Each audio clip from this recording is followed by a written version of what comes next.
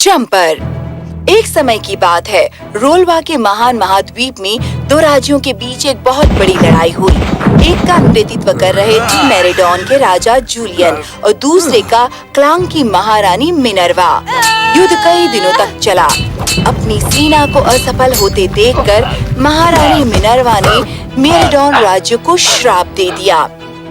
राजा Julian, तुमने अधर्मी तरीके अपनाए हैं इस लड़ाई को जीतने के लिए, इसलिए मैं तुम्हें श्राप देती हूँ कि जब तुम घर जाओगे तो तुम्हारी प्रजा जानवरों में बदल जाएगी।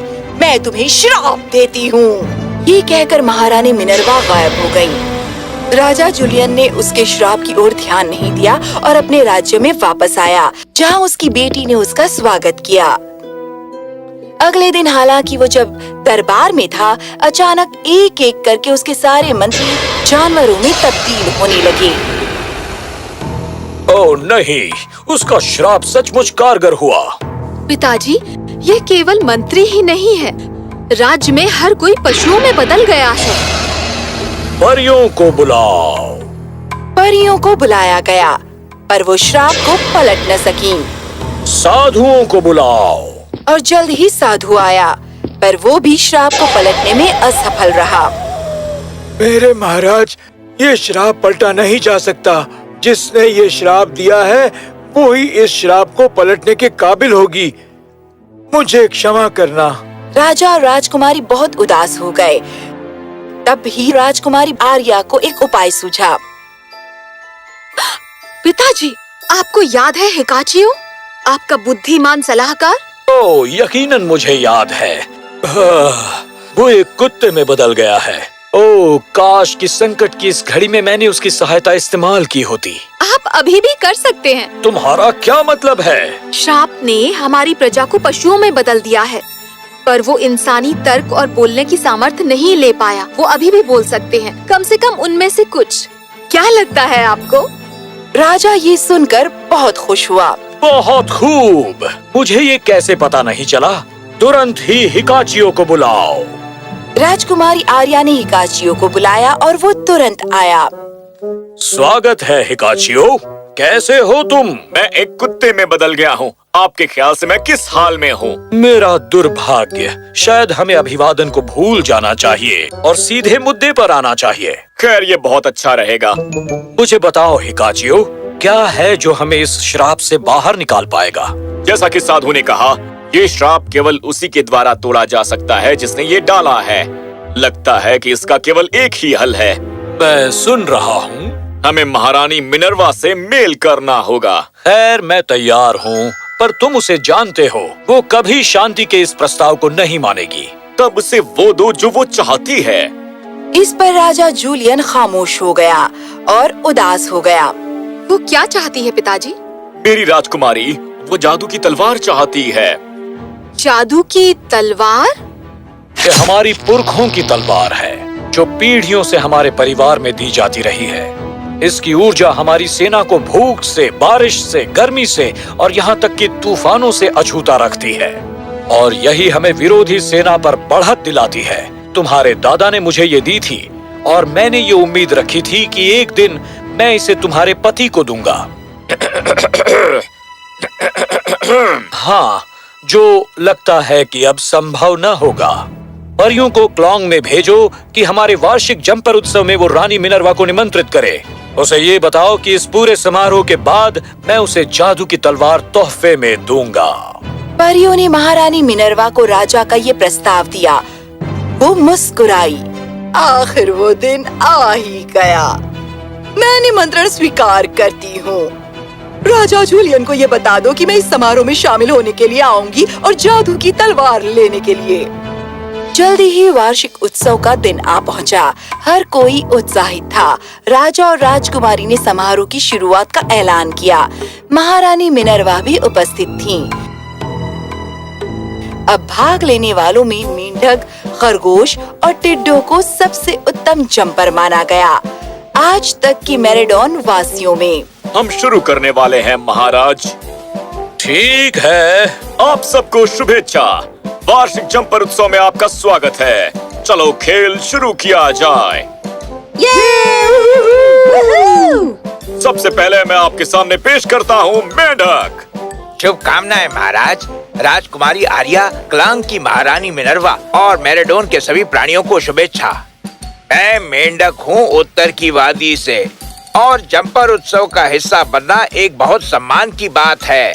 राजा मेंढक के अखलाक से बहुत प्रभावित हुआ।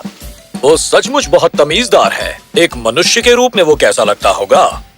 अगर सब कुछ ठीक ठाक चला और श्राप हटा दिया गया तो हम उसे तुमसे विवाह करने को कहेंगे। आप फिर से शुरू हो गए। मेंढक मंच पर आया और उसने अपनी जगह ली।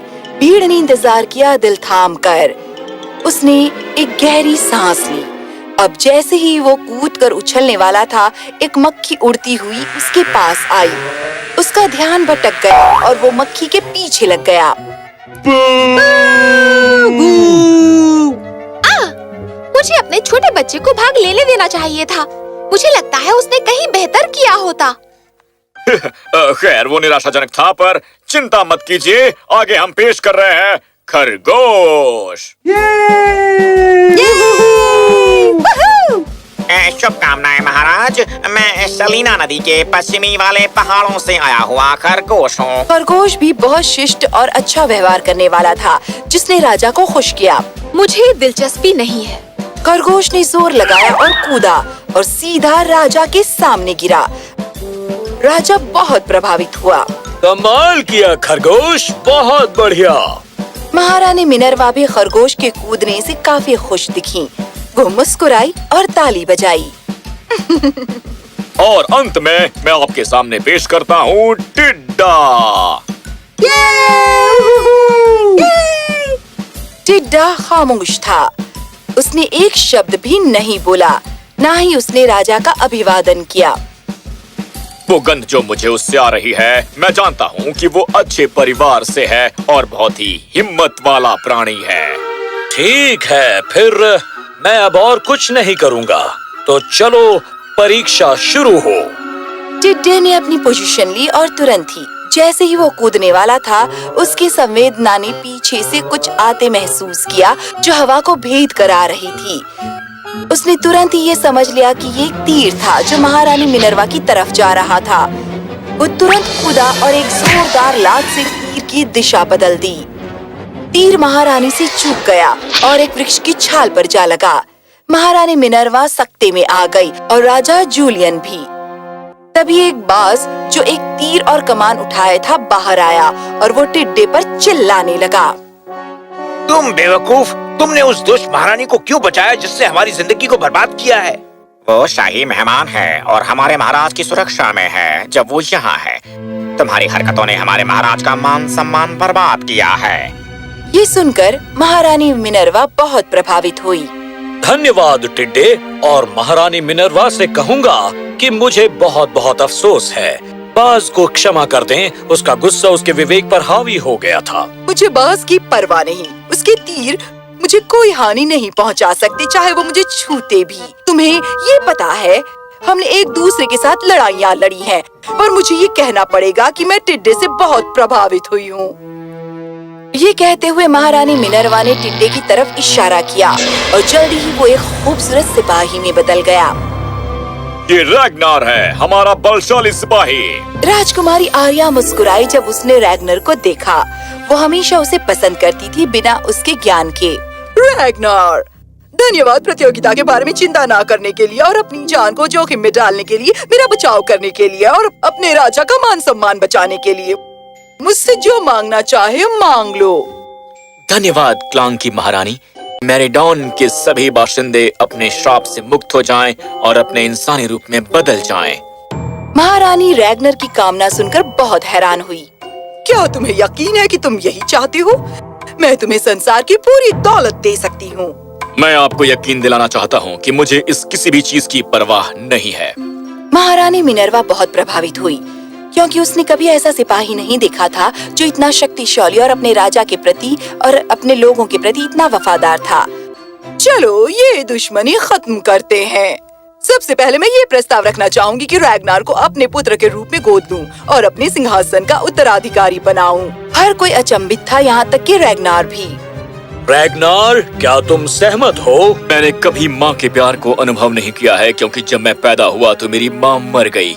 यदि महाराज मुझे इजाजत दें तो हाँ, मैं बिल्कुल सहमत हूँ। मैं ऐलान करता हूँ कि रैगनार महारानी मिनर्वा का सच्चा पुत्र और उत्तराधिकारी है। राजा जूलियन ने अपना हाथ ऊपर उठाया और भीड़ खामोश हो गई। और तुम्हारा दूसरा प्रस्ताव क्या है? मेरा ये प्रस्ताव है कि मेरे बेटे और तुम्हारी बेटी का विवाह हो जाए। खैर, मुझे पता नहीं, मेरी बेटी पिताजी, मैं सहमत हूँ। रैगनार मुस्कुराया क्योंकि वो भी राजकुमारी से प्रेम करता था। वाह, मुझे पता नहीं था कि ये इतना आसान होगा। ठीक है मिनर्वा, तुम्हें ये भी मिलेगा। क्या कोई और प्रस्ताव है? महारानी मिनर्वा मुस्कुराई। बस इतना ही। ये कहते हुए उसने अपने हाथ हवा में हिलाए और जल्दी ही जादुई चिंगारियां सभी प्राणियों को एक एक करके छूने लगीं और वो वापस अपने इंसानी रूप में बदल गए। वाह, क्या बात है! मैं वापस आ गई। मेरेडॉन में आनंद फूट पड़ा। रैगनार और राजकुमारी आर्या की जल्दी ही शादी हो गई और उसी दिन दावत के दौरान हिकाचियो ने वार्षिक जंपर उत्सव का विजेता घोषित किया। एक सिपाही से एक टिड्डा बनना और टिड्डे से क्लांग का उत्तराधिकारी बनना। रैगनर ने सबसे सर्वोत्तम जंप किया है और इसलिए उसे विजेता घोषित किया जाता है।